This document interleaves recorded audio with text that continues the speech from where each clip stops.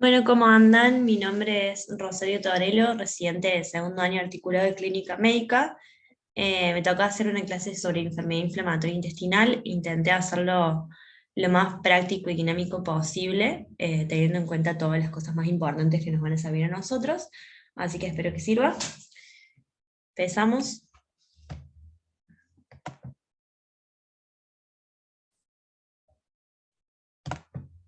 Bueno, la enfermedad inflamatoria intestinal comprende un grupo heterogéneo de padecimientos del tracto digestivo que se caracterizan por una inflamación crónica de la pared intestinal. Comprende dos entidades principales, la colitis ulcerosa y la enfermedad de Crohn. La colitis ulcerosa afecta principalmente al colon, en cambio, la enfermedad de Crohn puede afectar cualquier componente del tracto, desde la boca hasta la región perianal. Vamos a la definición de cada una para ver bien las diferencias. La colitis ulcerosa es una afección inflamatoria crónica que se caracteriza por episodios de inflamación recurrente y remitente, limitados a la capa mucosa del colon, y afecta principalmente al recto con una extensión más bien proximal al colon y es de forma continua y simétrica. En cambio, la enfermedad de Crohn es una inflamación transmural con daño mucoso y con formación de úlceras que pueden llevar a las distintas complicaciones conocidas de la enfermedad de Crohn, como la estenosis, fístulas y la formación de abscesos. Esta afección generalmente es parcheada y asimétrica, distinto a la colitis ulcerosa, y puede comprometer, como ya bien dijimos, cualquier sector del tubo digestivo, siendo las áreas más frecuentemente afectadas el ilion terminal, el colon y la región perianal. Dentro de la epidemiología, la edad de inicio, en general la enfermedad inflamatoria tiene una tendencia a una distribución bimodal, o sea, con dos picos, el primer pico entre los 15 y los 30 años, y el segundo pico entre los 50 y los 80, pero puede presentarse a cualquier edad. Y tiene un ligero predominio del sexo femenino con respecto a la enfermedad de Crohn, y un ligero predominio del sexo masculino en la colitis ulcerosa, según distintos estudios. Dentro de la fisiopatogenia, la etiología es desconocida, como bien sabemos, implica una respuesta inmune aberrante a la microbiota intestinal en individuos que están genéticamente predispuestos. A esto le afectan múltiples factores, principalmente ambientales, que son los más estudiados. Lo que afecta son los países industrializados, las zonas urbanas, el alto consumo de grasa de la sociedad, ácidos grasos, azúcares refinados, el consumo de antiinflamatorios no esteroideos. Y con respecto al tabaco, lo que tenemos que saber es que aumenta el riesgo de padecer enfermedad de Crohn, pero es un factor protector para la colitis ulcerosa.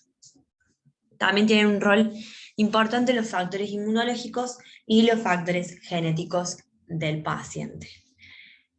Ahora vamos a las manifestaciones clínicas. Vamos a ir viendo la diferencia entre colitis ulcerosa y enfermedad de Crohn de cada cosa. Vamos a empezar con la colitis ulcerosa. La colitis ulcerosa, el síntoma más frecuente es la diarrea, que suele ser crónica y habitualmente está acompañada con sangre, y puede estar asociado a síntomas rectales, principalmente pujo y tenesmo, y el dolor abdominal. El dolor abdominal es de tipo cólico, que puede asociarse a distensión abdominal y en general es predefecatorio, es decir, alivia tras la evacuación, pero esto de ser predefecatorio y el dolor en sí es más frecuente en la enfermedad de Crohn que en la colitis ulcerosa. Fiebre, principalmente en caso de brotes o enfermedad severa, puede estar asociado a astenia anorexia, y es infrecuente la pérdida de peso y las manifestaciones perianales en la colitis. La aparición de síntomas suele ser de forma gradual y los síntomas son progresivos durante varias semanas. Después tenemos las manifestaciones extraintestinales en la colitis ulcerosa, principalmente cutáneas orales, como el eritema nodoso, el pioderma gangrenoso, la psoriasis, osteoarticulares, principalmente artritis periféricas, pero también pueden ser artritis centrales como la sacroileitis o espondilitis anquilosante, pues las oculares como la epiescleritis o escleritis y uveitis o conjuntivitis, hepatobiliares, y además podemos tener afecciones tanto pulmonares, cardíacas, neurológicas, tiroides o pancreatitis. Pasando a las manifestaciones clínicas de la enfermedad de Crohn, Los pacientes con esta enfermedad pueden presentar síntomas durante muchos años antes de que sea un diagnóstico, o pueden presentarse de forma aguda y abrupta. Los principales síntomas son la diarrea crónica, que es el síntoma más frecuente, pero es de mayor volumen que en la colitis ulcerosa y en menor medida se asocia a sangre y moco. El dolor abdominal es más frecuente en la enfermedad de Crohn, el 80% de los pacientes lo padecen. Puede ser cólico persistente, difuso o localizado y asociado o no a distensión abdominal. Dentro de las manifestaciones perianales, que son una de las cosas que más vemos en el Crohn, tenemos las fisuras, las fístulas, los abscesos o pliegues perianales. Y podemos tener también pérdida de peso, fiebre, astenia, anorexia, anemia, náuseas y o vómitos. Pasando a las manifestaciones extraintestinales de la enfermedad de Crohn, las más frecuentes son las articulares, siendo más frecuentes las artritis axiales, como la sacroileitis o la espondilitis anquilosante, y después las artritis periféricas. Las dermatológicas, lo mismo que la colitis ulcerosa, el eritema nodoso, el pioderma gangrenoso, la psoriasis, las oculares también, uveitis, episcleritis, y después tenemos hepáticas o renales. Me parece importante distinguir esto, las manifestaciones extraintestinales relacionadas con la actividad de la enfermedad y las no relacionadas, para tener en cuenta que el eritema nodoso, las afecciones oculares, salvo la uveitis, y las artropatías periféricas en general están relacionadas con la actividad de la enfermedad, y las no relacionadas son la espondilitis, el pioderma gangrenoso y la colangitis esclerosante primaria, como para destacar. Pasando al diagnóstico de la enfermedad inflamatoria, bueno, principalmente el diagnóstico va a ser clínico, y asociado a los estudios complementarios como el laboratorio. En el laboratorio vamos a ver reactantes de fase aguda principalmente, anemia, parámetros nutricionales, biomarcadores como la PCR, la colprotectina fecal, y ante brotes siempre tenemos que descartar procesos de infección concomitante. Tenemos que tener en cuenta los PANCA y los ASCA, que están relacionados a la enfermedad, nos llevan al diagnóstico y al pronóstico. En general los PANCA están asociados a la colitis ulcerosa y los ASCA a la enfermedad de Crohn. Después tenemos la calprotectina fecal, que es un biomarcador de inflamación intestinal, que es de gran utilidad para el diagnóstico y el seguimiento, nos da un parámetro de curación mucosa y predictor de recaída. Valores menores de 50 microgramos nos orienta hacia un trastorno funcional o una ausencia de enfermedad, ya que tiene alto valor predictivo negativo. En cambio, valores a mayores de 150 son sugestivos de inflamación intestinal y nos hace sospechar en una enfermedad inflamatoria. La colitis ulcerosa en sí se basa en la presencia de diarrea crónica durante más de 4 semanas, con evidencia de inflamación activa por endoscopia y cambios crónicos en la biopsia. En la videocolonoscopia, que ya sabemos el método de elección para evaluar la mucosa tanto en un brote agudo como en caso de que sospechemos remisión, permite establecer severidad, extensión y tomar biopsias. En el caso de la colitis vamos a tomar biopsias principalmente de recto y de ilion. La veda solamente la vamos a hacer, la videoendoscopia digestiva alta la vamos a hacer solo si presenta síntomas altos. Y también tener en cuenta la radiografía de abdomen, que nos va a ser útil en el caso de que sospechemos complicaciones, principalmente para descartar megacolon tóxico, donde vamos a ver signos como engrosamiento de la pared, dilatación colónica, principalmente ver el colon transverso, si es mayor a 5.5 centímetros, hacemos diagnóstico de megacolon, y distensión de las asas en intestino delgado. Parece importante tener en cuenta los hallazgos histológicos de la biopsia, es muy específico, pero como para tener en cuenta que vamos a ver cambios inflamatorios agudos con infiltrados de polimorfonucleares, plasmocitos y linfocitos asociados a eosinófilos y abscesos crípticos. Eso es como lo más importante, y después vamos a ver cambios epiteliales y cambios arquitecturales con atrofia y distorsión críptica. Dentro de la enfermedad de Crohn, el diagnóstico, bueno, igual que la colitis por videocolonoscopia, que es el método de elección, en cambio en esta se debe tomar biopsia de todos los segmentos colónicos, independiente de si vemos una afectación macroscópica. Si la afectación es severa, debemos pensar en hacer rectosigmoidoscopia, ya que tenemos alto riesgo de perforación, y la videoendoscopia alta Por más de que la afectación superior sea infrecuente, se recomienda hacer a todos los pacientes en el momento del diagnóstico de enfermedad de Crohn, porque nos tenemos que acordar que el Crohn afecta tanto desde la boca hasta el ano. Otra de las formas diagnósticas es la cápsula endoscópica, que tiene un gran costo económico, pero podemos hacer evaluación del intestino delgado ante alta sospecha y resultados negativos mediante ileocolonoscopia. Un estudio normal tiene un alto valor predictivo negativo y es útil para el monitoreo. Pues podemos hacer enterotomografía o enteroresonancia, que también nos puede ser útil ante sospecha de afección de intestino delgado principalmente. En la biopsia vamos a ver presencia de inflamación focal, que va a ser discontinua, crónica, con linfocitos y células plasmáticas. Vamos a ver irregularidad focal de la cripta con distorsión de criptas y la presencia de granulomas. Me parece importante tener en cuenta dentro de las clasificaciones los criterios de True-Love-Witts, que creo que todos los conocemos, principalmente para colitis ulcerosa, donde nos divide la enfermedad en leve, moderada y grave, según distintas variables.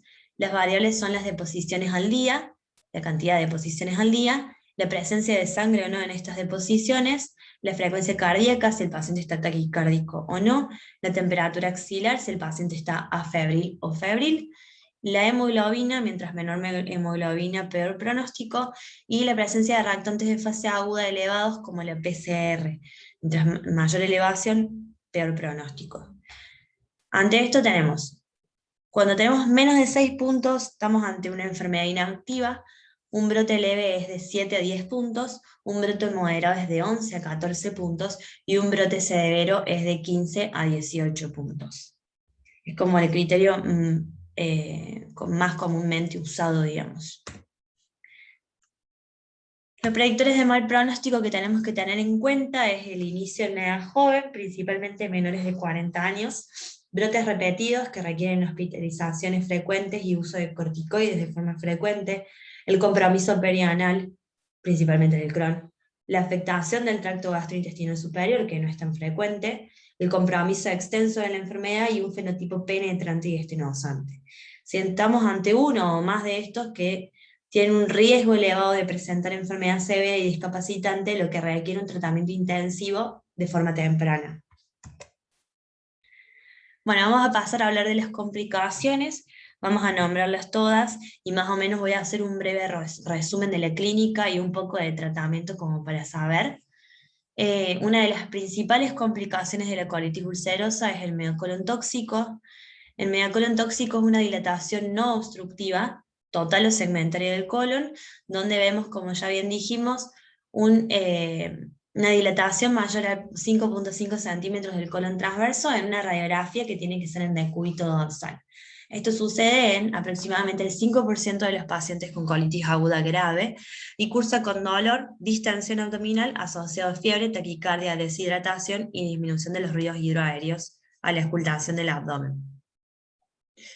Los factores de riesgo para que los pacientes desarrollen el megacolon va a ser ante un brote grave, con alteraciones hidroelectrolíticas como la hipopotasemia y la hipomagnesemia, ante preparación intestinal y uso de fármacos antidiarreicos, y ante el megacolon tóxico debemos realizar fluidos endovenosos de forma temprana, antibioticoterapia, inicialmente vancomicina bioral, colocación de sonda nasogástrica y el uso de terapia biológica como el infliximab, y si no mejora, hacer colectomía de forma temprana, es decir, tratamiento quirúrgico.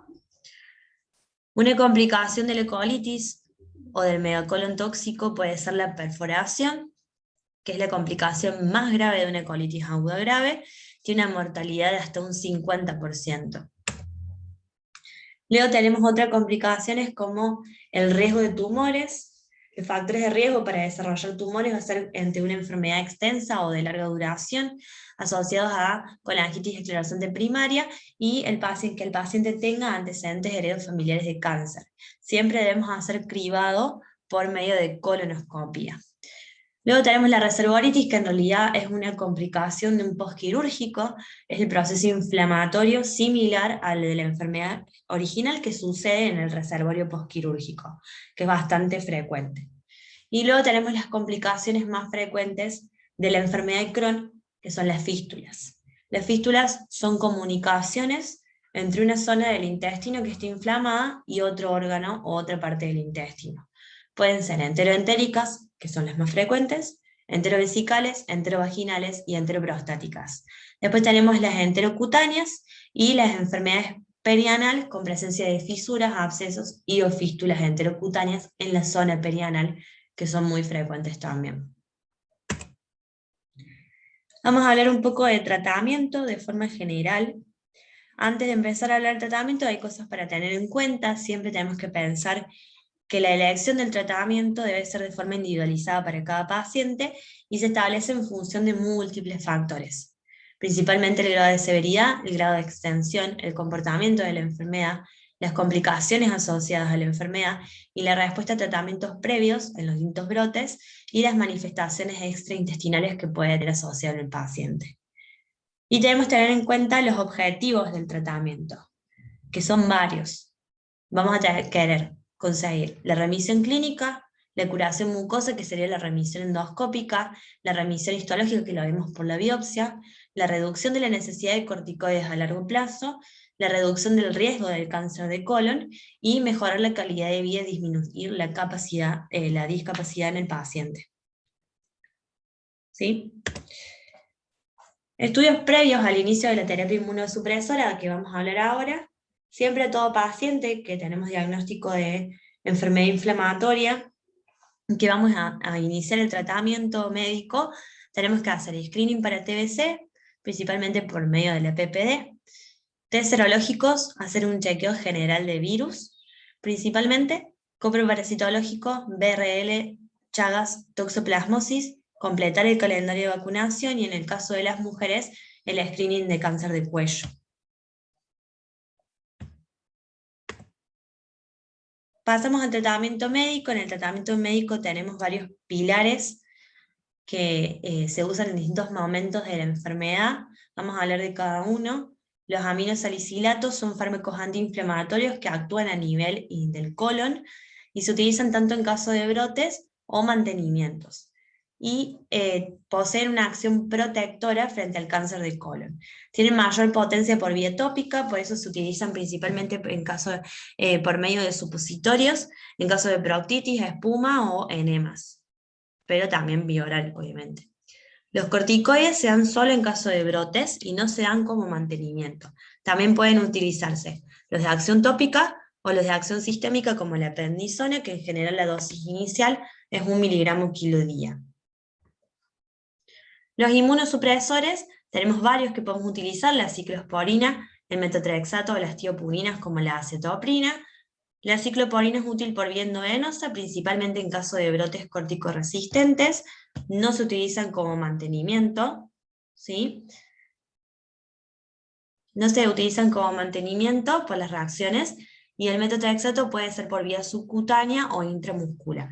Pues tenemos las tiopurinas, como ya bien dijimos, la acetopina, que se utilizan en caso de mantenimiento y corticodependencia y no se utilizan en los brotes. Las terapias biológicas son los fármacos más potentes y se emplean en el brote córtico-resistente y córtico-dependiente, y también se utilizan como mantenimiento. Son anticuerpos dirigidos contra el factor de necrosis tumoral alfa, y los más utilizados son el infliximab y el adalimumab. En realidad son los que más utilizamos en nuestro medio. El infliximab se va a dar por vía endovenosa cada 8 semanas, y el adalimumab se va a dar por vía subcutánea cada 15 días. Los antibióticos se van a utilizar solo en caso de que lo necesitemos, antiinfección en caso de medio colon, enfermedad perianal o en caso ante una reservoritis.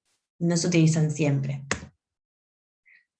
Vamos a hablar muy brevemente de tratamiento quirúrgico, me parece muy específico para nosotros, pero lo que sí me parece importante que sepamos que en el caso de la colitis ulcerosa la cirugía es curativa en caso de afección de colon recto, y solamente lo van a requerir el 25% de los pacientes.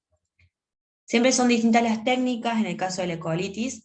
Con respecto a una cirugía urgente, es decir, una colitis tóxica o fulminante, un megacolon sin respuesta a tratamiento o una hemorragia masiva, vamos a ir hacia una cirugía un poco más agresiva, una colectomía total, más una ileostomía terminal.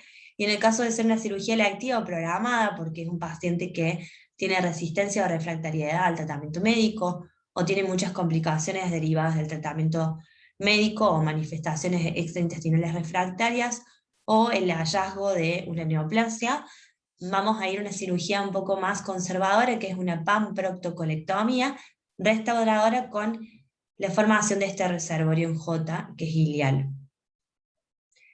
En cambio, en la enfermedad de Crohn, en general, los pacientes necesitan tratamiento quirúrgico con mayor frecuencia. Casi el 50 al 70% de los pacientes precisan algún tipo de cirugía en la evolución de su enfermedad y no es curativo. La cirugía urgente va a ser principalmente ante hemorragia masiva, perforación o drenaje de abscesos y en general resección intestinal. Y la cirugía electiva también es resección intestinal limitada al problema y en general la usamos cuando tenemos resistencia o refractoriedad al tratamiento médico, efectos secundarios del tratamiento médico, manifestaciones extraintestinales y el hallazgo de neoplasias. Terminamos de hablar de tratamiento y creo que terminamos con la clase. Me parece que lo que hablamos es más o menos un resumen y algo que nos va a servir para nosotros, tanto para el internado como para el consultorio, como para tener en cuenta y saber los signos de alarma. Bueno, espero que les haya gustado. Muchas gracias y nos vemos.